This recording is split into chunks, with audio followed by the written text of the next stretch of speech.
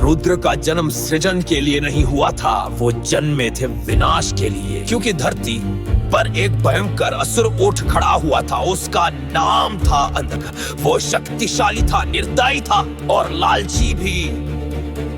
उसका सपना था तीनों लोकों पर राज करना, पृथ्वी, स्वर्ग और पाताल। और उसके पास था एक भयानक वरदान, कोई उसे तब तक नहीं मार सकता जब तक वो अपनी मां पर मोहित न हो। ये एक चालाकी भरा वर था, पर राक्षस अक्सर खुद को देवताओं से ज्यादा चतुर समझते हैं। लेकिन भाग्य हमेशा अपना रास्ता ढूंढ ही लेता है। अंधक ने एक विशाल राक्षसी सेना तैयार की। उसने ऋषि मुनियों पर हमला किया, जंगल जलाए और देवभूमियों को जीत लिया। यहाँ तक के देवता भी डर गए। और अंधक वो हंसा, वो खुद को कहने लगा तीनों लोकों का स्वामी। उसने हद पार की जब वो कैलाश पर्वत पर जा पहुंचा। भगवान शिव और माता पार्वती निवास करते थे। जब अंधक ने पार्वती को देखा तो वो मोहित हो गया। उसने उन्हें पाने की इच्छा की। उसे पता नहीं था कि वो जिन पर मोहित हुआ है वो उसकी अपनी मां है, क्योंकि अंधक का जन्म शिव के पसीने से हुआ था। जैसे ही अंधक ने पार्वती को छूने की कोशिश की, धरती कांप उठी, कैलाश हिलने लगा, आकाश में बिजली चमकने लगी, बादल गरजने लगे।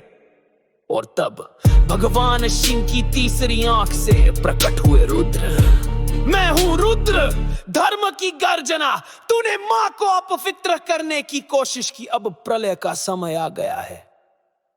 रुद्र युद्ध भूमि की ओर बढ़े, उनकी त्रिशूल बिजली की तरह चमकी, तीर उल्काओं जैसे आकाश में दौड़े। आकाश लाल हो गया, राक्षस चिल्ला उठे। अंधक ने पूरा बल लगाया, लेकिन रुद्र को योद्धा नहीं थे, वो थे स्वयं विनाश। लेकिन अंधक का खून जमीन पर गिरते ही हर बूंद से एक नया राक्षस पैदा होता।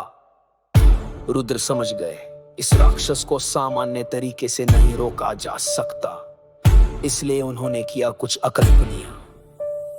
रुद्र ने अपनी शक्ति से मातृका देहियां उत्पन्न की, तीव्र और भयंकर रूप वाली 7 देहियां खून की हर बूंद को जमीन पर गिरने से पहले पी जाती थीं। अब राक्षसों के उगने का सिलसिला रुक गया। अंत में रुद्र ने अपना ज्वलन त्रिशूल अंधक के सीने में भोंक दिया। अंधक गिर पड़ा, लेकिन मरने के बजाय अंधक को सच्चाई का एहसास हुआ।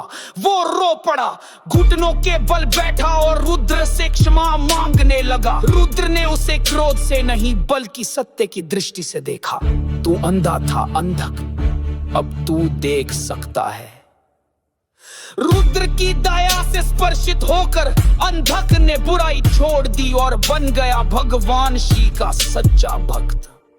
उसे एक नया जीवन मिला, शिव की दिव्य सेना में एक गण के रूप में। आज भी जब आकाश में तूफान गरजते हैं, जब अग्नि हवा में नृत्य करती है, जब अच्छाई और बुराई के बीच युद्ध होता है, तब महसूस होती है रुद्र की उपस्थिति।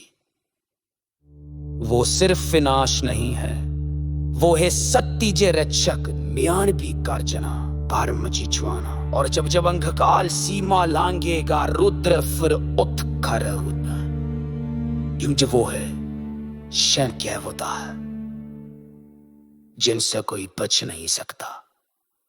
वो है